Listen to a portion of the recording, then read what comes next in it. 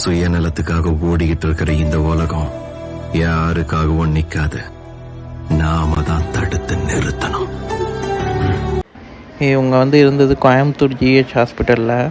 கிட்டத்தட்ட ஒரு நிமிஷத்துக்கு ஒரு 50-60 பேர் அவங்கள கிராஸ் பண்ணி போகிறாங்க. ஆனால் ஒருத்தங்க கூட அவங்க கண்டுக்க கூட இல்லைங்க. உயிரோடு இருக்காங்களா செத்துட்டாங்களா எதுவுமே கண்டுக்கலை. அவ்வளோ பிஸியாக லைஃப்பில் ஓடி நம்ம என்ன பண்ண போகிறோங்கிறது எனக்கு புரியவே இல்லை. என்னாச்சு உங்களுக்கு உடம்புக்கு? என்னாச்சு உடம்புக்கு? என்னாச்சு? ஏதாவது வேணுமா? வாங்கிட்டு வரட்டுங்களா? டீ சூடாக இருக்கு, நல்ல பலகாரம் இருக்கு.